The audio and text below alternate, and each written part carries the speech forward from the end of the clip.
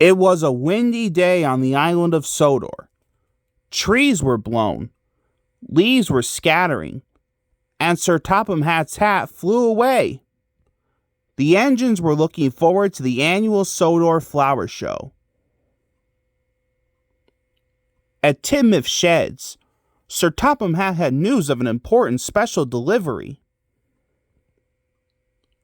He boomed.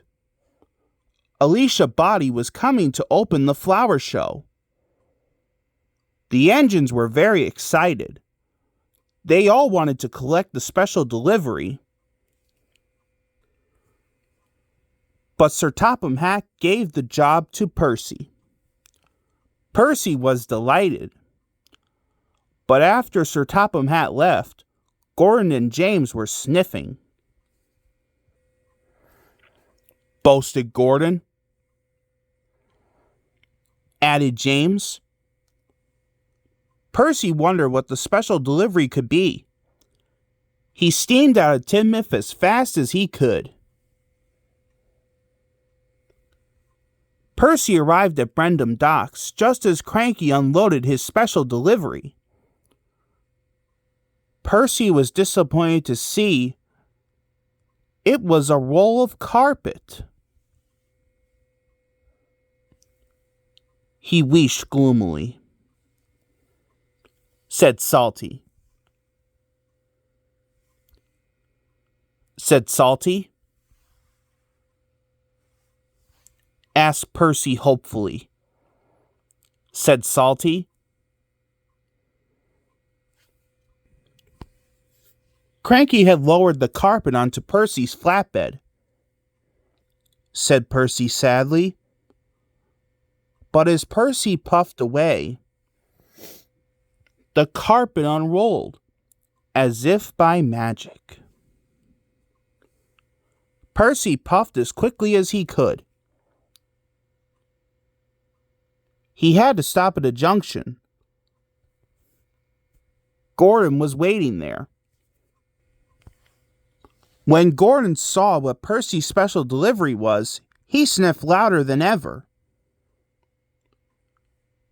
Just then, the wind whistled and whirled, and the carpet flew into the air. Percy cried. Snorted Gordon. Murdoch passed by, pulling a lawn train, and the carpet suddenly dropped onto one of his freight cars. Wailed Percy. Percy chased after Murdoch. He cried. But Murdoch didn't hear Percy. Murdoch passed through Marin Station. James was taking on passengers. Cried Percy. Huffed James. Just then the carpet lifted off Murdoch's freight car and glided onto Toby's roof. Cried Percy. Percy raced after Toby, until finally Toby pulled into Kelsdorf Station. Percy pulled in as fast as he could. Cried Percy. And Toby didn't move. But the carpet did. It flew off Toby and landed on the tracks. Cried Percy. Gordon was even less impressed than before. He grumbled. Then there was trouble. Thomas was coming, and he was on the same track as the carpet. So Percy and Gordon blew their whistles as loud as they could. But Thomas couldn't stop in time. Cried Percy. But the carpet didn't move. Puffed Percy hopefully. Suddenly the wind whistled and the carpet flapped. It lifted off the tracks and fluttered onto Percy's flatbed. Gasped Gordon. Puffed Percy. Percy's driver had tied the carpet down, and Percy steamed off as fast as he could. Percy puffed into Mayfleet Station.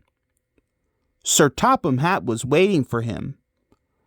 Percy told him about the magic carpet. He gasped.